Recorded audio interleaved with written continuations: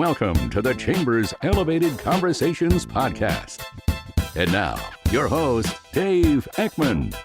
Welcome to another edition of Elevated Conversations. I'm your host, Dave Eckmann.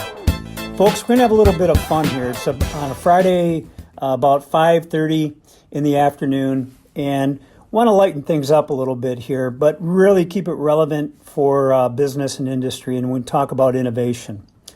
Many my friends and I, we enjoy an occasional bourbon here and there, and thought it appropriate that in this time when businesses are under a threat, that innovation becomes more important than ever.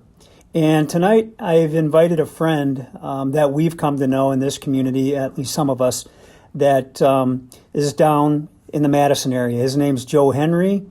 He's got a company called J. Henry and Sons. It's Wisconsin's only whiskey straight bourbon in the state. It is, the corn is grown here, the mix is here, it's distilled in Wisconsin, it's a straight whiskey. And so we're going to be talking with Joe Henry tonight to talk about his story, about his innovation and his transformation in agriculture. And with me now is Joe Henry of J. Henry and Sons, Wisconsin Bourbon. Joe, welcome, and thank you for sharing your time with us tonight. Well, it's a pleasure being with you, Dave, and it's a beautiful afternoon, as it turned out, and we're getting busy on the farm as well right now. So, great.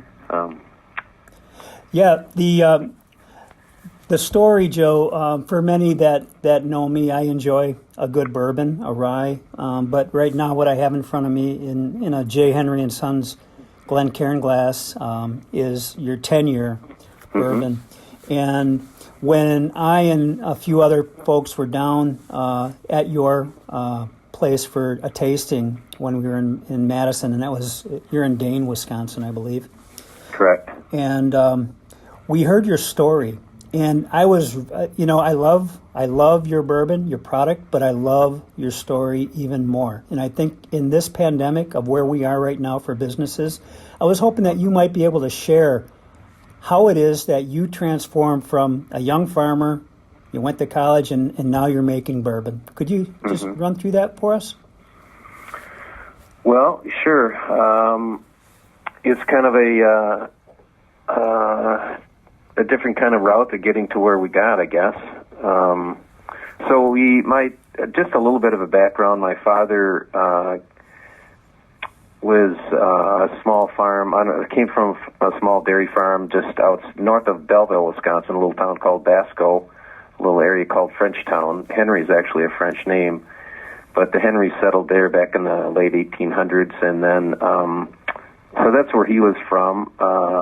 And then he went to the University of Wisconsin, got a journalism degree, and traveled around the country doing different types of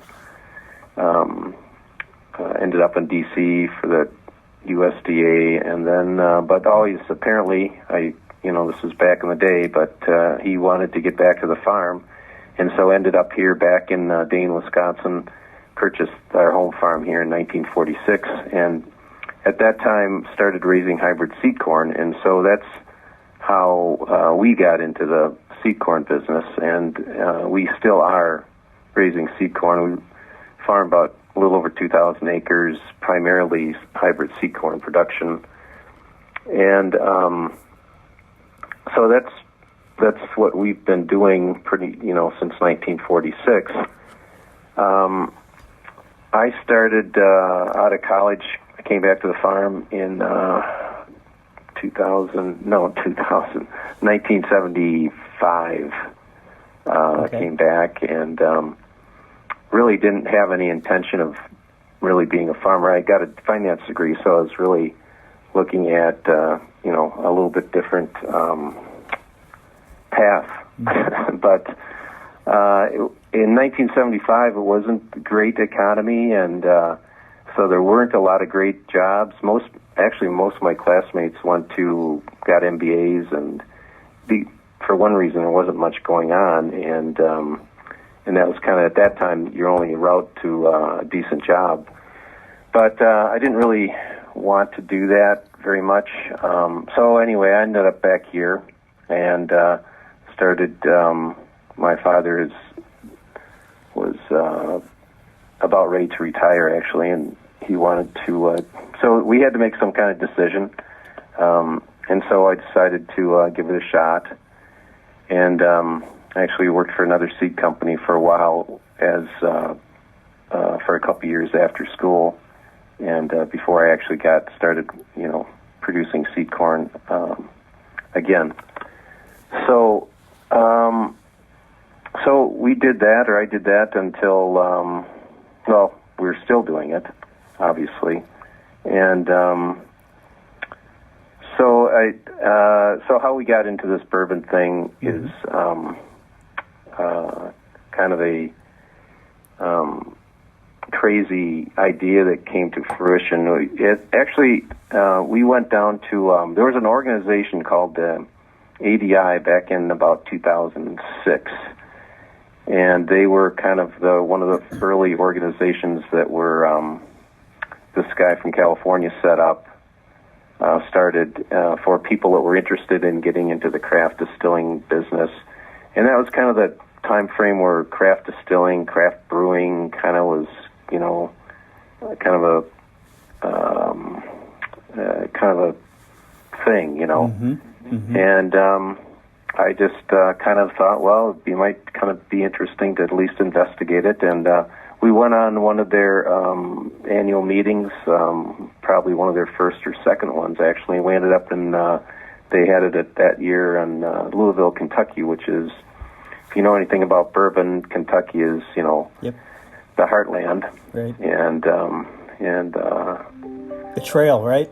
yeah, the Bourbon Trail. We did part of the Bourbon Trail. It was that was kind of in its infancy as well. So the whole kind of bourbon movement was, kind of being reincarnated after being pretty dormant.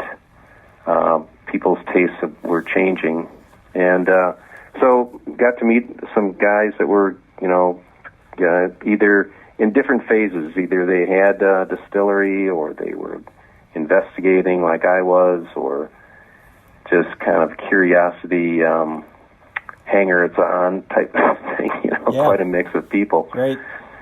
So, but anyway, I met some real good people, some of which were from Wisconsin, actually, and came back from that and just kind of got the bug and thought that,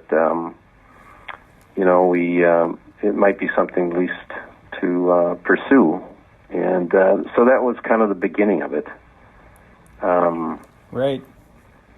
So now, what you make Wisconsin's only straight whiskey, correct? Well, there's other people making whiskeys and bourbons now. I would say we were probably one of the first that. What I decided to do, we took a little bit different route getting into this business. I was noticing that a lot of the craft, smaller distillers were building distilleries, which is great, and you can make, all kinds of great vodka and gin, but I didn't really want to get into that market.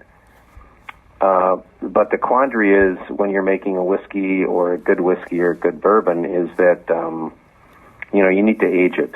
And a lot of these whiskeys at the time, and still some are, coming out in, a couple of years or 1 year even. And so they really weren't doing it justice. And but the problem is when you build a distillery, it's a huge investment. And you have to sell vodka and gin because obviously you don't need to age that. Right. And whiskey is kind of rushed out the door to, generate cash flow. And so that was kind of what was happening. I took a little bit different route. I got to know a real good distiller in Wisconsin, up in northern Wisconsin. And we kind of came to an agreement where we would, I would have him do my distillation. We would raise all the corn, wheat, and the rye at the farm here, ship it up to him, and he would do our distillation. I would bring it back. We would do all the aging and maturation on the farm here. And I committed to, we would do this and age our spirit, our bourbon, for a minimum of 5 years, which was a little bit unheard of for a small, startup like ourselves to, wait that long. So that was it was good. So it was a long, So in December of 2009, we did our first few barrels and put them away, and then just kept putting more and more barrels away for the first 5 years, and finally in spring of 2015, we finally had some really nice 5-year-old bourbon that we came out and finally got it on the shelves. So yeah. That's kind of how it started. It's a great product. Love the 5-year, and now I've got the 10-year in front of me here in your most recent limited release. It's interesting, Joe, because I make my way to and from Madison quite often, and as I would go to Madison and approach the forest, I always looked to my right, and I said, I wonder what that is over there. Yeah. And it grew. And another building, and so that's your aging facility there. But so if people want to know, the organization J. Henry and Sons is in Dane, Wisconsin, and it's proximate to the forest exit as you go down. Joe, so we're in this pandemic, and I think you were just talking about planting your seed corn, and you're making a high level bourbon. I can tell you that there's a lot of people that love your product. What are you seeing though in business? Are things going well for you? Is there a supply chain issue? Are you encountering any issues? Well, the farming is we raise seed corn, so that's it's kind of more of a specialty crop, more or less. We do raise field corn and soybeans and all the wheat and the corn, wheat, and the rye for the bourbon. But the seed corn business is, we're going to hopefully. A lot depends on the weather and how things transpire. But it's kind of for us right now. It's kind of farming as usual. I mean, we have to get ready for the crop, and of course we've got people here that we practice social distancing, and so it presents a few different challenges that we're not used to, but sure. We just kind of keep plugging away, and the crop has to be planted, and kind of things keep going along. The bourbon business is a little bit different. We have a tasting room on our farm. My parents, both my parents have passed away, and we remodeled their home, and it's now a tasting room on the farm. And we opened that in about, I think it was fall of 2015. Of course, that's closed and been closed for, a couple of months now. Right. So that's kind of, that's not great, but we still, so our sales now are coming from our distributor. We sell in Wisconsin, Minnesota, and Illinois. And so our distributor is still picking up orders, every month and getting them shipped around those 3 states. And, that business hasn't, it's stable. Our tasting room obviously is not generating anything, but people are still enjoying themselves and drinking at home. And,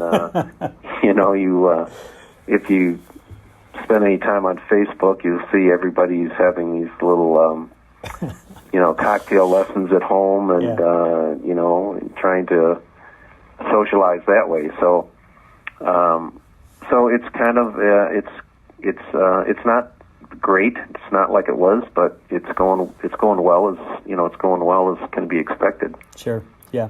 And so I would just encourage my friends who like bourbon. To try your product. It's a stellar product, and I enjoy it tremendously, as do my friends. So one last question: your folks started the farm. You took the farm. You've got 2 sons in the business now. Yeah, my oldest son Joe Z, we call him. He went to the university as well, and then ended up in Chicago. With an insurance company, and had a good experience down there. For a young single guy, Chicago's a fun town. But he joined us about 2 years ago, and he does our sales and marketing, and he's becoming a really he's got a very good palate, and so he does a lot of our nosing and tasting, and does helps us do our blends for our small batch product, and then chooses our single barrel cast strength Patent Road. And he actually put that, what you're drinking right now is actually something that he put together. We're going to release that every year. It's an anniversary. So that was in celebration of our 10th year anniversary. Mm-hmm. And it's a blend of 6 and so some of our oldest barrels at the time. He put that together in December this past year.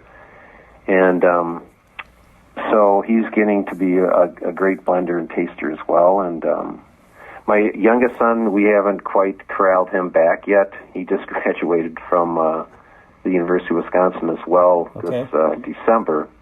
And so he's working, actually he's working for Epic in Verona, Wisconsin.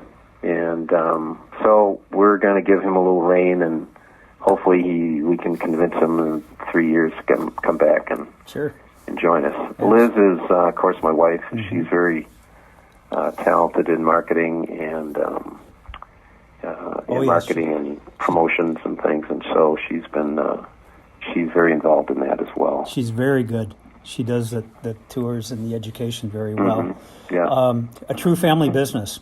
Pretty special. Mm-hmm. You know, I want to thank you for your time and sharing your story. It's really important. I enjoy your product. My friends enjoy your product. And I encourage anybody who's listening to this podcast, you're from Wisconsin, or if you're just passing through and you're on I-39 heading out of Madison north towards Wausau or the cities, drop in at J. Henry when you can, obviously. Hoping that comes sooner than later, Joe. Yeah, we're hoping. We've got our fingers crossed. Right. You know, hopefully we can't say, right? But right. Just, So, Joe, I want to thank you for your time, and be safe with your family, and keep doing what you're doing, plugging away. Yeah, you as well. It was great talking to you, and I look forward to hope to see you soon. Oh, absolutely. I go down there quite often. My kids are back up this way from Madison right now. Uh-huh. So great. When we get them back down there, I'll make sure when I can stop by, I will. Mm-hmm. Great. All right. Enjoy talking to you. Yep. Thank you, Joe. Yes, sir. Yep. Bye-bye. That was Joe Henry, the owner of J. Henry & Sons, family-owned business down in Dane, Wisconsin, doing really special things with corn and rye, and making a great Wisconsin bourbon. Thank you for joining us this evening for this podcast. This podcast episode is a production of the Greater Wausau Chamber of Commerce.